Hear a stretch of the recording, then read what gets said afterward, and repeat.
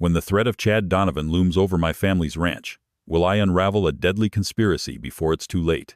I stood on the porch of our family ranch at dawn, the soft light illuminating the once vibrant landscape now thick with the weight of my anxiety.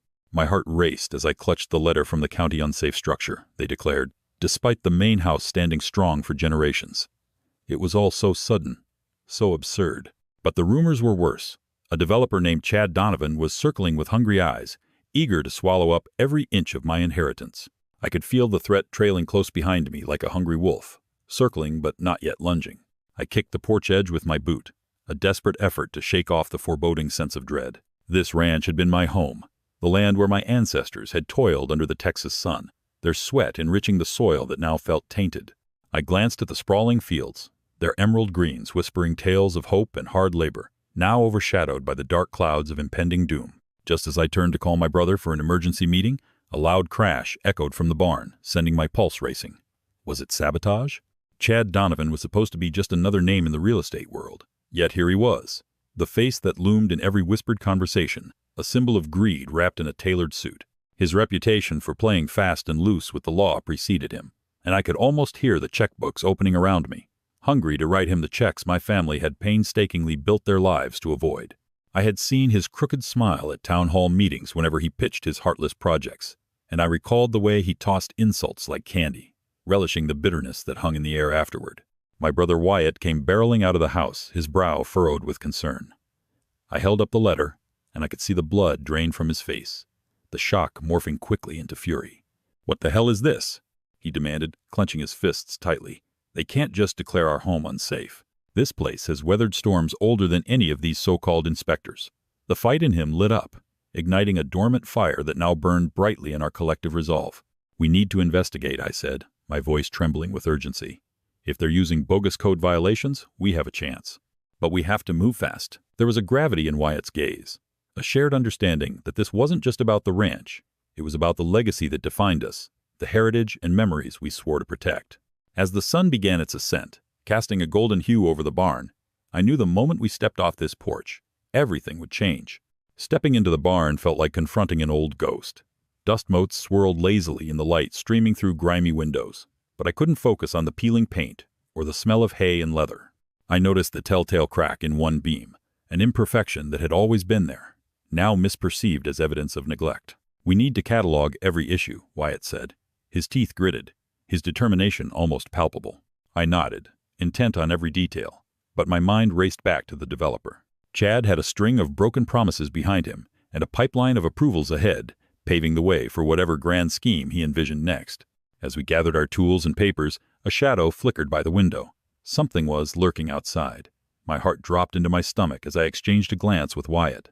"Did you see that?" he whispered, already moving closer to the door. With every slow creak the old wood made beneath our footsteps, the tension gripped me harder, electrifying the air around us.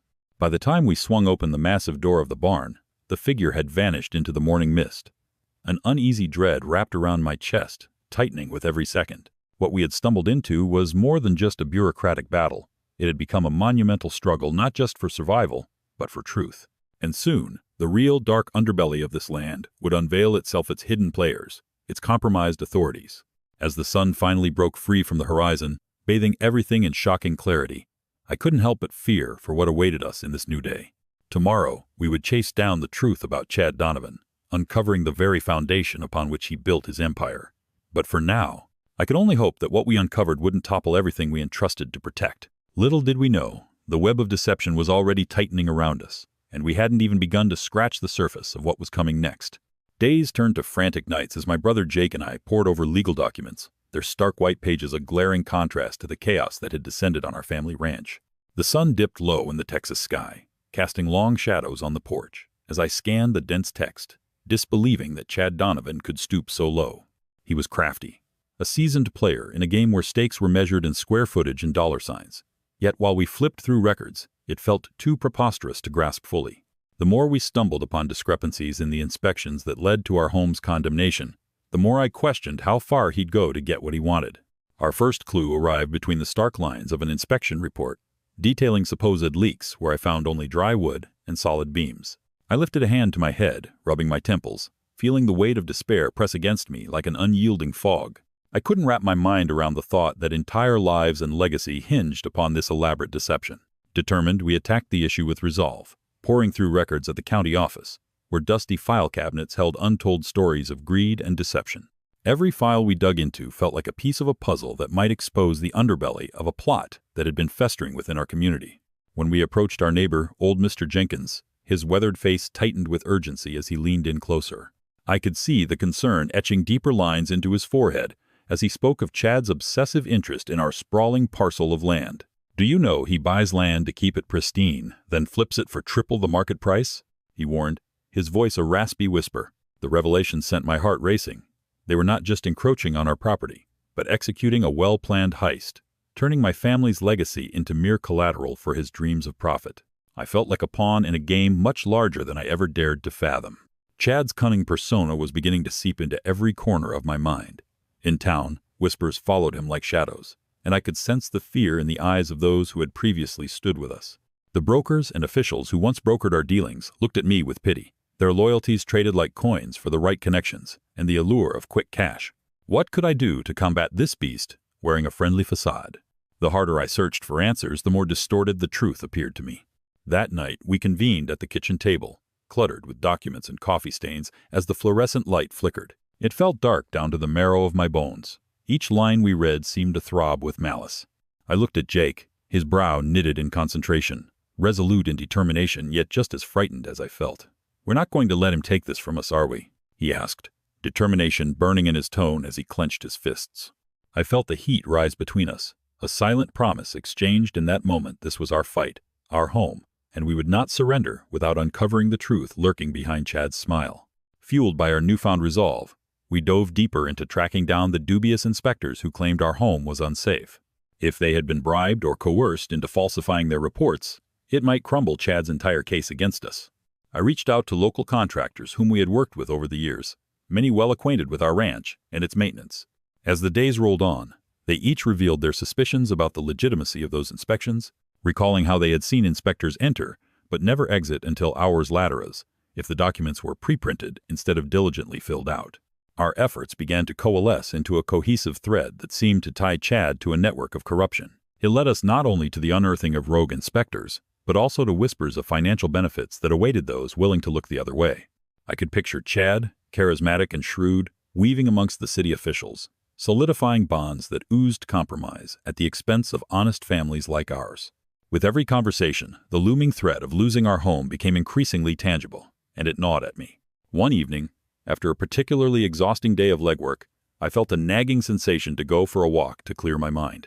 The stars twinkled brilliantly in the Texas sky, a stark contrast to the chaos brewing in my heart. As I wandered past the old barn, I let the cool breeze wash over me, yet my thoughts were ensnared in the web of Chad's deception. I couldn't shake the feeling that with every turn we took to uncover the truth, he was one step ahead, the puppeteer deftly manipulating all the strings. Just when I thought we were closing in on something substantial, we received a call that felt like a punch to the gut. A local journalist had heard wind of our investigation and wanted to speak to us, but I hesitated. Could we trust anyone who might be in the favor of someone like Chad? My heart raced, but deep down I knew we had little choice left. The walls were closing in, and time was slipping through our fingers like sand. We had stumbled upon something far more dangerous than I had originally thought a fight, not just for our home, but against a powerful entity that thrived on the destruction of honest lives. As the sun melted away into twilight, I felt a chill in the air, heavy with looming danger, uncertain yet achingly familiar. The reckoning was near, and I resolved that we would unearth the truth of Chad Donovan's schemes before the bulldozers arrived. The stakes had risen dramatically, our endeavor tilting precariously on the edge of oblivion and salvation, and I was not ready to lose. The late afternoon sun cast a golden hue over the Texas landscape, adding a bit of warmth to an otherwise bitter appointment with Chad Donovan. I had arranged to meet him at a local diner, a cozy spot bustling with the sounds of clinking silverware and easy banter from patrons. As I entered, the scent of greasy burgers wafted through the air, but my stomach twisted with anxiety.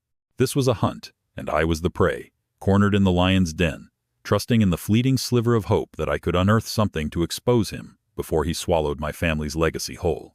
Chad was already sitting at our table when I arrived, and the sight of his boyish grin made my skin crawl. He waved at the waitress enthusiastically, emitting the kind of charm that swallowed ordinary people whole. His laughter rang out, a sound that felt out of place amidst my turmoil. Yet, I couldn't shake the cold glint that flashed in his eyes whenever he mentioned my family's property. He maintained the facade of sympathy how tragic it was that we found ourselves in this predicament. But I could tell there was something far more sinister simmering beneath the surface. "You know, it's a shame about your ranch," he began, an inflection of sincerity darkening his tone as his gaze bored through me. He leaned in close as though we were confidants, and for a moment I almost believed him. But it didn't take long before he dropped the act, casually throwing out a buyout offer that would barely cover a year's worth of taxes on the land. My throat tightened. How could he expect me to swallow such an insult? I felt the fire igniting in my chest, and as I attempted to mask my growing anger beneath a facade of calm, I recalled the countless sunrises my family had witnessed on this land. "It's not about selling, Chad. This ranch has history. It's our legacy," I demanded, forcing the words through clenched teeth. But he just chuckled, his smile growing wider, void of any empathy. "Names don't impress me, sweetheart. Only the bottom line does." He said it with such callousness, as if he were talking about numbers on a spreadsheet rather than the lives that had flourished on the land for generations. His words hung in the air like a death knell, underscoring the gravity of what was at stake. I excused myself and fled to the restroom, my skin crawling with the implications of our conversation. Staring at my reflection, I took a moment to regain composure. In that moment of solitude, a fire ignited within me.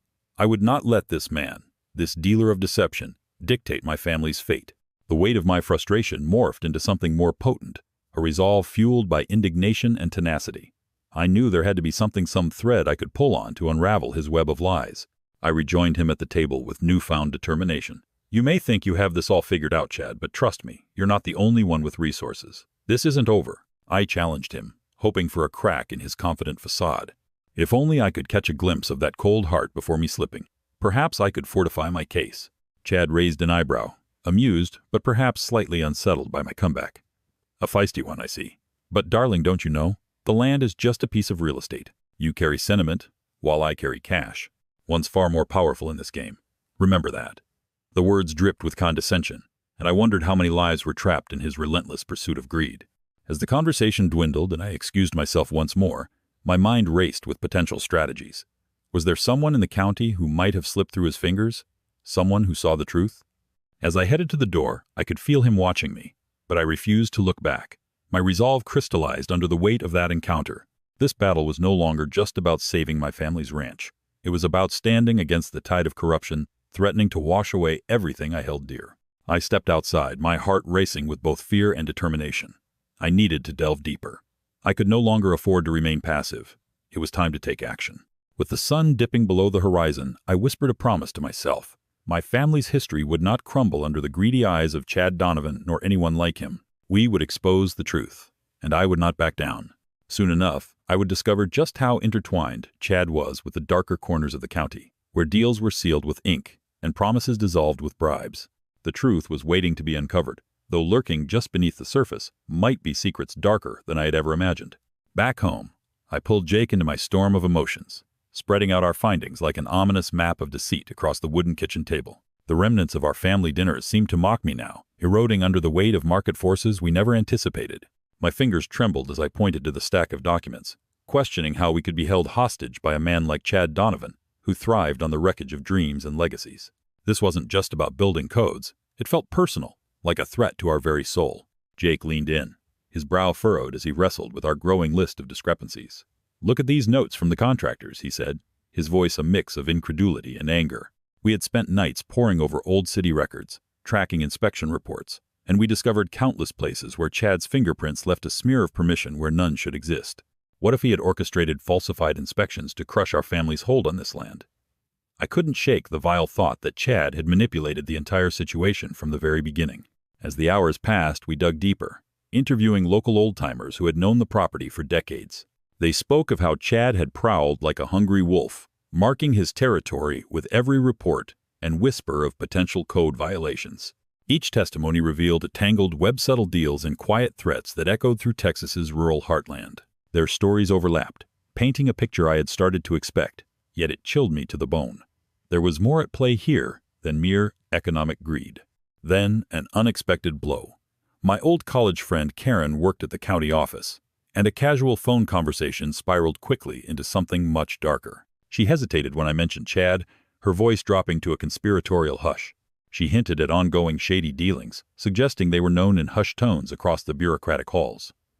Expediting projects for developers, she murmured, warning me that it might involve under the table negotiations that cast shadows on all of us trying to stand against corruption. My heart sank. Was Chad not just a local scoundrel, but a player in a far-reaching game? With urgency igniting my voice, I insisted on an urgent meeting. We needed to delve deeper into this rabbit hole despite the risk. Maybe she could help illuminate the dark corners where Chad and county officials toyed with power, crafting an impenetrable facade around our ranch's demise. Each word from Karen ignited my determination, yet her fearful tone felt like a gale warning of a storm to come. I knew we had to strike while the iron was hot, for every moment hidden beneath the surface only solidified our growing dread. When the day of our meeting arrived, the oppressive weight of anxiety wrapped around me like a shroud. The sun had begun its descent, casting long shadows across the trails leading to the county office, an unwelcoming fortress of bureaucracy that felt foreign to me. I had promised Jake to tread lightly, but in my heart, a tempest brewed a cocktail of anger, passion, and the flickering relics of hope. Would Karen truly give us the ammunition we needed to expose Chad, or was I about to step into a badly set trap? Karen's posture suggested that she was constantly scouting for threats as we settled into a small, nondescript conference room. After exchanging pleasantries charged with an underlying tension, she dove into the details. "Chad has friends here," she whispered, her voice trembling slightly as if speaking his name invoked his presence. "He uses his influence to keep complaints about code violations from reaching the desk where important decisions are made." My breath caught in my throat as the implications unfurled. What could possibly stop a man with such tangled alliances? I listened closely as Karen outlined how Chad had maneuvered behind the scenes, tying innocent lives to the potential ruin that came with financial incentives. Every detail seemed to fortify my resolve, yet my heart raced with fear as I processed the risks I continued to undertake. Dark images of our ranch being consumed by bulldozers marched through my mind, blending with the whispers of those who had suffered in silence before us. Could my family history be splattered across a demolition site simply to grease Chad's palms? After our meeting, the notion of the running clock pressed heavily on my back, an invisible weight beckoning me into motion. I drove home, the sun setting low on the Texas horizon, a scalding reminder of the urgency to act before Chad reduced everything I loved to rubble and ash. We needed more evidence, something compelling to force the county to reconsider its position before they pushed the demolishing buttons. But with every sense signaling danger, I wondered if we were still at the precipice, peering over the edge into an abyss marked by Chad's confluence of power and greed. As I pulled into the driveway of our ranch, determination flared within me. The bigger picture sprawled beyond the immediate skirmish against a devil, wrapped in a charming smile, digging deep to uproot corruption that had long entwined itself with our lives. This fight had shifted. It was no longer just about saving our family ranch. It was about unmasking an entire network of deception and betrayal swirling around Texas's real estate expansion. And I was ready. In the darkness of the night, as the weight of the last few hours settled heavily on my shoulders, I swore to myself that I would not back down. I wouldn't relent. The stakes had been raised. The flicker of the ranch lights illuminated my path as the night deepened. The next move was crucial, and I could feel the tangible desperation binding us to the grip of Chad's deceit. My heart drummed fiercely in my chest as I sat down to plot our strategy. We had unwittingly stepped into a labyrinth of treachery and betrayal, and I would need every ounce of strength to navigate it. The Texas night was a blanket draped heavy with uncertainty, every breath tinged with memories that now felt like ghosts haunting my thoughts. I sat at our wooden kitchen table, the remnants of the day's efforts scattered around me like the ruins of a demolished dream. My phone buzzed on the tablet message from Jake, urging me to meet at our usual spot, a dim cafe down by the highway. Little did I know, the night was about to plunge me into depths I wasn't sure I could survive. As I arrived, Jake looked more haggard than usual, his eyes edged with a frenzy that spoke volumes of his mounting desperation. "I spoke to Karen earlier today, and she said things are worse than we thought," he said, his voice low but urgent.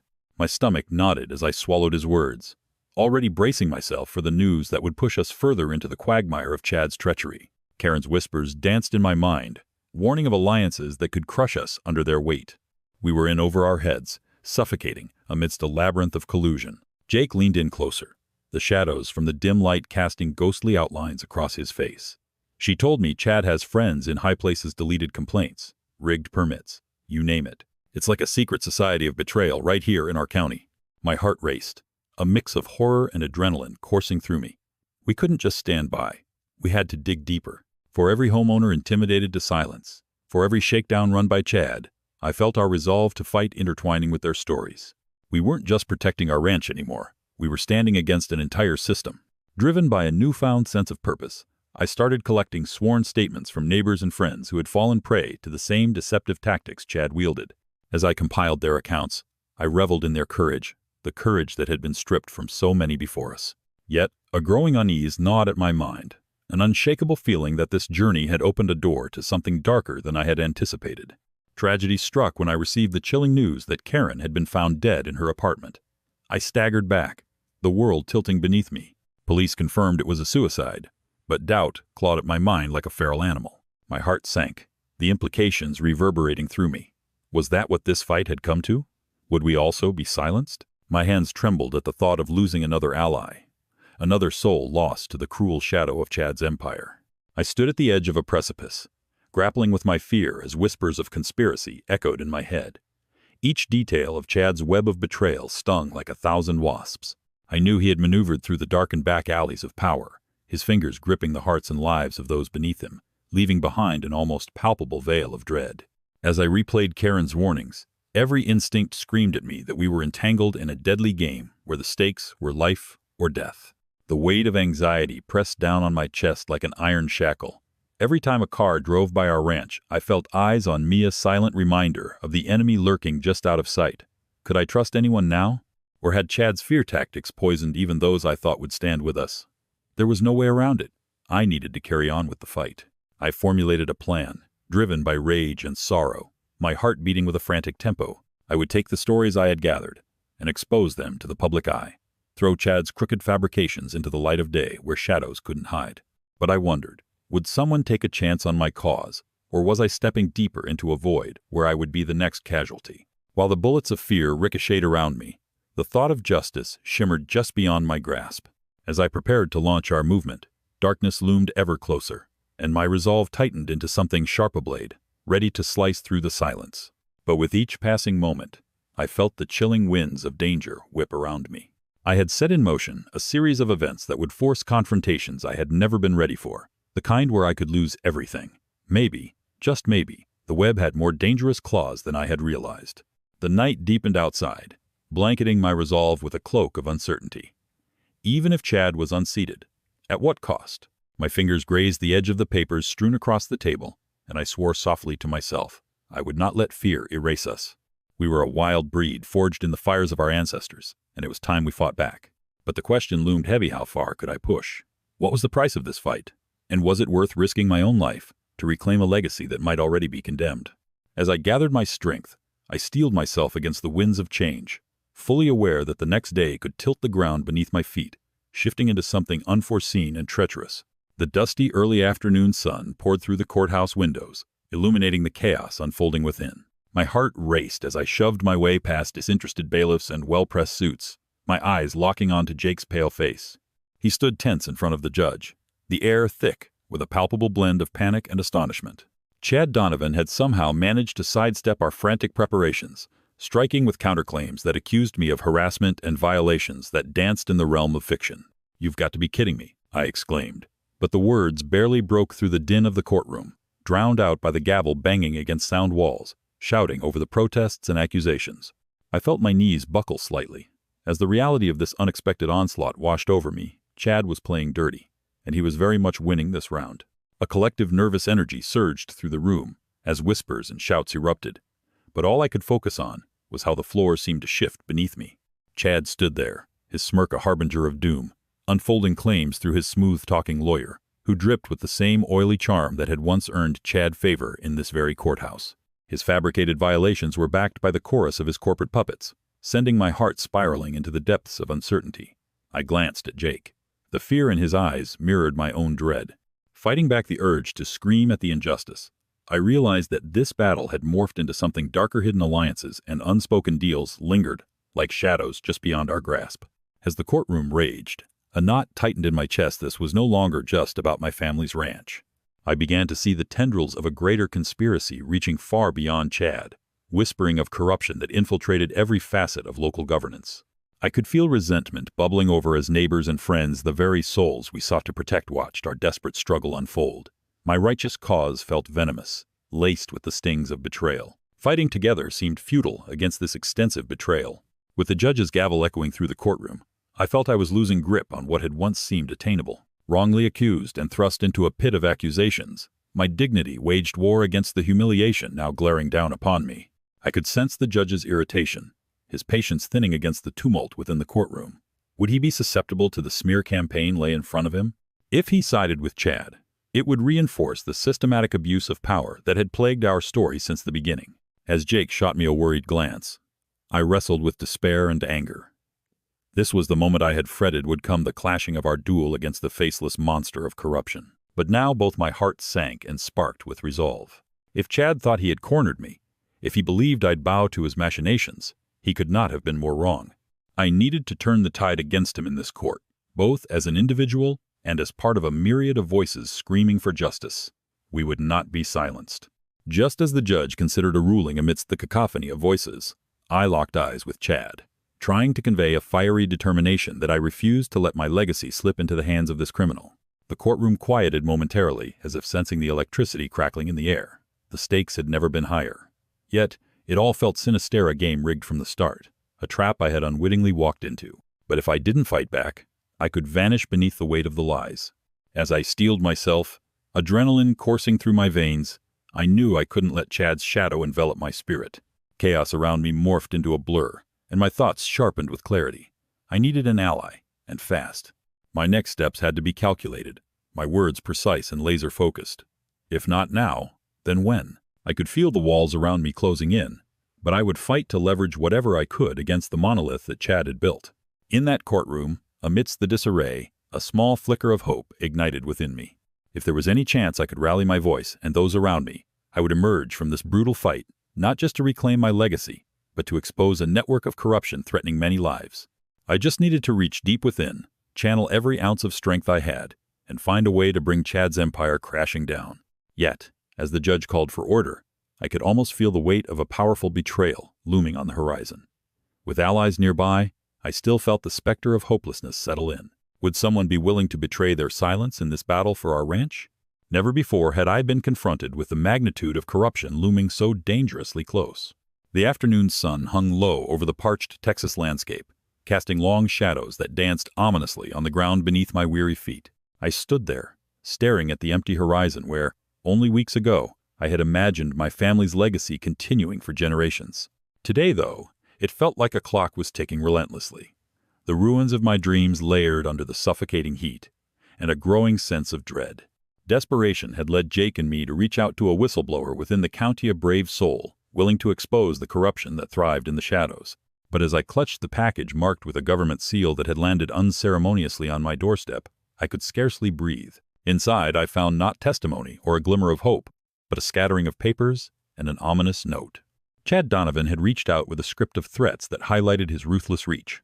"Stay silent, or else," it read, the finality of his tone sending a cold shiver down my spine. I paced, the weight of the implications crashing over me like a rogue wave. Chad's leer from the courtroom echoed in my mind, taunting me with the understanding that I had seriously underestimated his network. The anticipation of that day, the moment of reckoning, had evaporated like morning dew in the unyielding sun. Hope, once a vivid flame, now flickered weakly like a dying ember on the verge of snuffing out.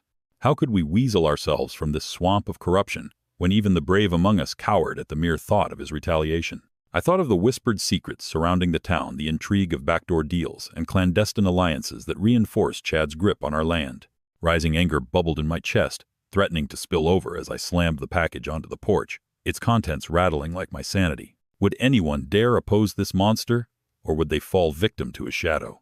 Just then, Jake burst forth from the house, his face pale and drawn. "Did they come through? Did they show?" he stammered, eyes wide with hope. But I could only shake my head, feeling a sharp pang of guilt pierce through my resolve. Had I led us down this treacherous path, whispering promises of justice only to deliver him despair? He took a step back, anger overtaking fear as his fists balled at his sides. We can't just give up, not when the truth is so close. We have to fight. We have to go public or find other ways to keep them at bay. His voice cracked into a plea, echoing the frustration I felt. But the longer I stood there, watching that sun sink lower, the more hopeless I became. Everyone had a price, and I wondered just how deep Chad's pockets ran. The farmland stretched before me. The fields that had once flourished now lay parched and barren, mirroring my own spirit dulled by betrayal. Had I unknowingly walked into a labyrinth with walls far taller and stronger than I imagined? I could almost feel the heat of the bulldozers just outside my property, fueled by the greed of someone so sinister he could sweep the legs out from beneath anyone who dared oppose him. My heart ached, and in that moment, I felt crushed beneath the weight of despair. As I stared beyond the fading horizon, questions flitted like vultures in the back of my mind, circling my thoughts. What would happen to the thousands of hours spent fighting for our right to exist? Would I wake one day and find it snatched away, never to be returned? With every passing minute, I felt hope wane, and anger met with a bitter defeat. If Chad's empire of deceit and treachery stood unchallenged, would our family's legacy, our bravery in standing our ground, simply be washed away? As the blazing sun dipped further beyond the edges of our land, I felt the flames of my inner resolve flicker wildly. I bit my lip, desperately clinging to one thought. We needed a new plan, something drastic yet cunning, before Chad could crush us entirely. Not willing to yield, I remembered the spirits of my ancestors who had fought for every square inch of this land. Would they have given up, or would they find one more way to turn the tide?